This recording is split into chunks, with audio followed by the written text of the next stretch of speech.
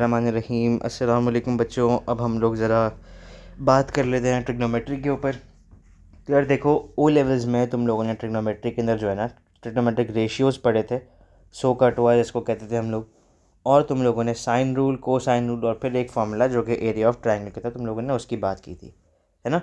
ये pre requisites हैं कि तुम लोगों को दिमाग में रखने हैं इस चैप्टर को पढ़ते हुए, क्योंकि यही बातें सारी तुम्हारे पास यहाँ पे अप्लाई हो रही होंगी। इवन जो एरिया ऑफ ट्रायंगल का फॉर्मूला है वो तुम्हारे पास कुछ जगहों पर सर्कल मेजर के चैप्टर के अंदर उसके क्वेश्चंस में अप्लाई हो सकता है। आओ ज़रा बातें करें। देखो, इसमें जो है ना तुम्हें सवाल दो टाइप के मिल रहे हैं। एक सवाल मिलेगा ट्रिग्नोमेट्रिक इक्वेशंस का, एक मिलेगा ट्रिग्नोमेट्रिक आइडेंटिटीज़ का। कुछ हमने बेसिक बातें की कि साइन 60 की वैल्यू ये निकलती है, साइन 120 की वैल्यू भी ये निकलती है, साइन 240 की ये निकलती है, 300 की भी ये निकलती है। ऐसा क्यों है कि सेम वैल्यूज़ आ रही हैं भाई इन केसेस में? ये इसलिए था क्योंकि इनका जनरल एंगल जो है, जो अल्फ़ा एंगल है, वो सेम है। अल्फ़ा एंगल किसको कहते थे? ये वो अक्यूट एंगल है जो कि एक्स एक्सिस बनाता है लाइन के साथ। जैसे कि यहाँ पे इस एग्जांपल में मेरे पास 60 डिग्रीज़ और 120 डिग्रीज़ का अल्फ़ा एंगल सेम है। अक्यूट एंगल की बात कर रहे हैं, तो कभी गलती से ये मत कर देना कि 120 के तुम लोग अल्फ़ा एंगल यूँ बना रहे हो, वो गलत हो जाएगा। इवन 300 का अल्फ़ा एंगल जो यहाँ बन रहा है ये 60 बनेगा, इसलिए इन सब पे तुम्हें वैल्यू सेम मिल रही हैं। फ़र्क सिर्फ आ रहा है पॉजिटिव और नेगेटिव साइन का। वो क्या डिटर्मिन करता है? वो तुम्हारा क्वाड्रेंट डिटर्मिन करता है। देखो, पहले क्वाड्रेंट में जो कि 0 to 90 होता है, इसमें सारी की सारी वैल्यूज़ पॉजिटिव आएंगी, भले वो साइन की हो, भले वो कॉस की हो, भले वो टैन की हो। यहाँ पे ग्राफ भी याद करो, ग्राफ में तुम्हें ऐसे दिखता है कि पूरा एरिया यहाँ पे 0 से 90 तक पॉजिटिव में होता है इन सब का।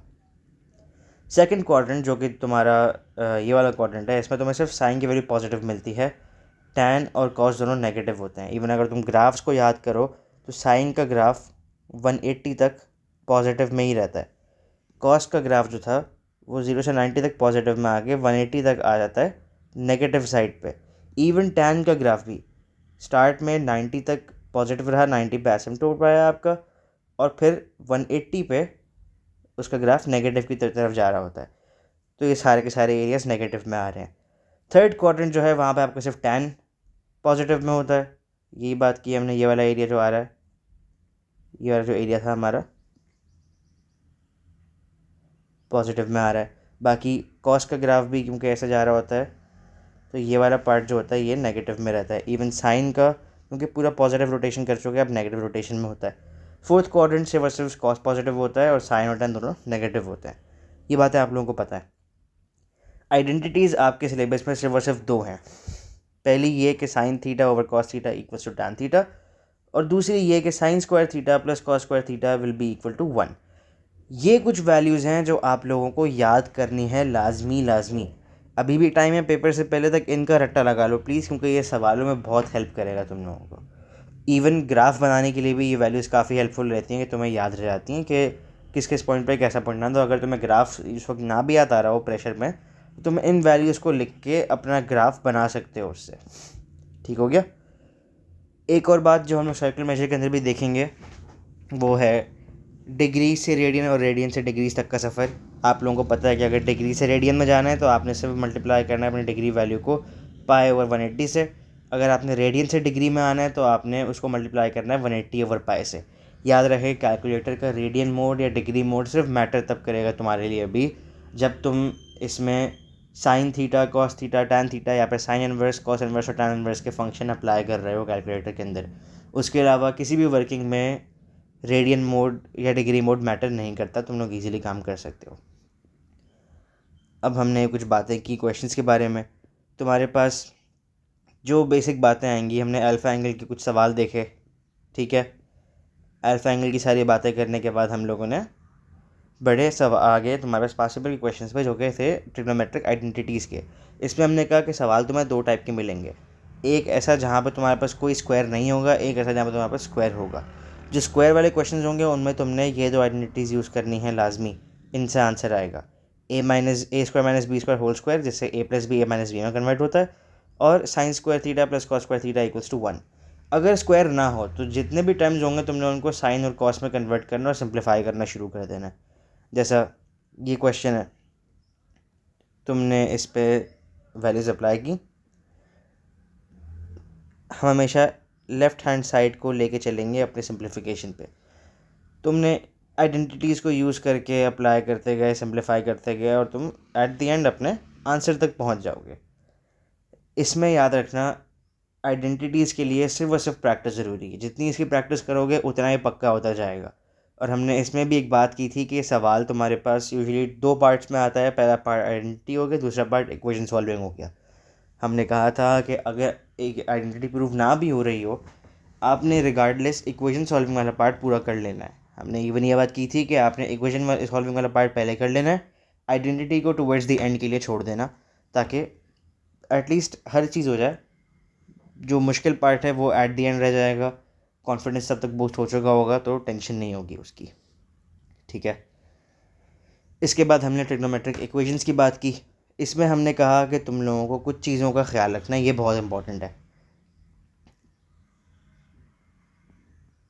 इस क्वेश्चन में देखो, सबसे पहली चीज़ ये है कि आपने फिगर आउट करना है कि जो वैल्यू यहाँ पे है वो पॉजिटिव है कि नेगेटिव। क्योंकि अगर नेगेटिव वैल्यू होगी ना, तो आपने इन्वर्स करते हुए नेगेटिव साइन लेना नहीं है, उसको हटा देना है। क्योंकि नेगेटिव साइन सिर्फ आपको बता रहा है कि आपका आंसर जो है ना, उसके उस फंक्शन के नेगेटिव क्वाड्रेंट में मिलेगा। जैसे क्योंकि ये कॉस है, तो कॉस नेगेटिव आपके पास सेकंड और थर्ड में होता है, तो आपको ये बता रहा है कि आपका आंसर सिर्फ इन 2 एरियाज़ में आना चाहिए। अब करेंगे क्या हम लोग क्वेश्चन के, जब भी क्वेश्चन करोगे तुम रेंज को देख के काम चलाओगे। बेसिक एग्जांपल थी हमारी, अल्फ़ा एंगल हमारा 30 आया, हमने हर जगह 30 लगा लिया, लेकिन क्योंकि सिर्फ पॉजिटिव था तो हमने फर्स्ट और सेकंड का आंसर लिया, थर्ड और फोर्थ का आंसर को हमने इग्नोर कर दिया। कॉस वाले केस में क्योंकि नेगेटिव था, हमने सेकंड और थर्ड पे आंसर लिया, फर्स्ट और फोर्थ क्वाड्रेंट के अल्फ़ा एंगल को हमने इग्नोर कर दिया।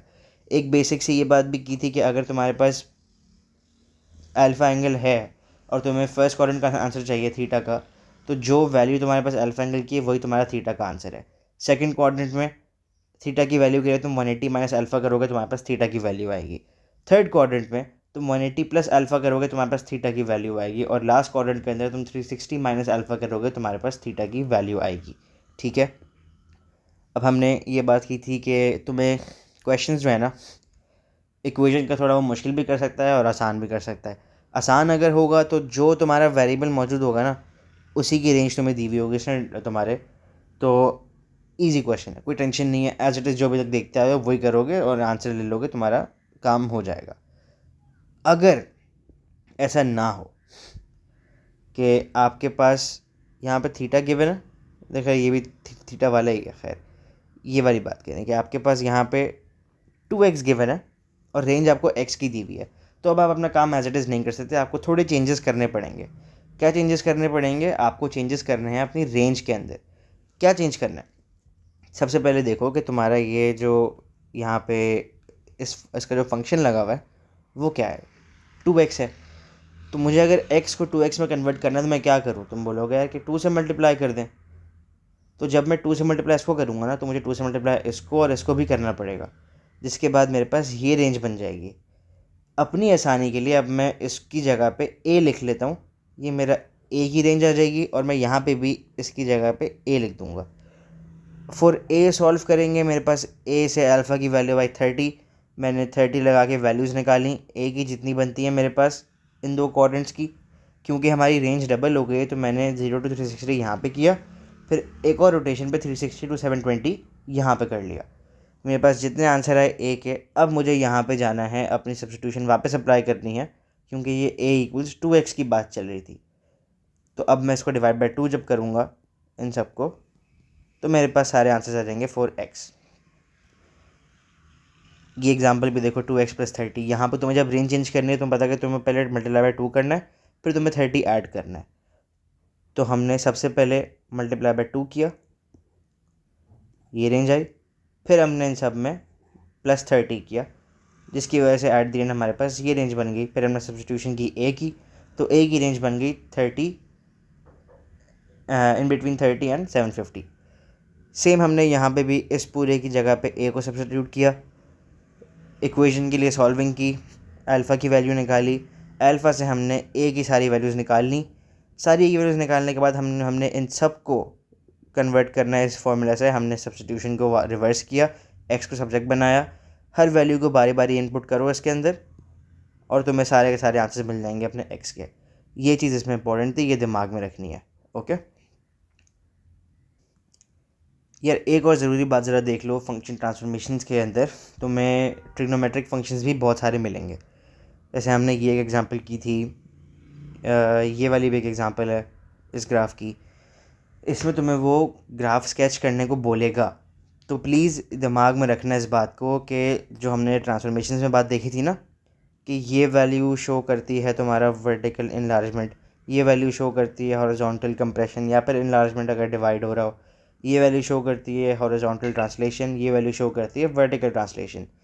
जब तुम बात करोगे ट्रिग्नोमेट्रिक फंक्शंस की, तो यही चीज़ जो आप फिज़िक्स में पढ़ते हो वेव के लिए, उसको इससे लिंक करना।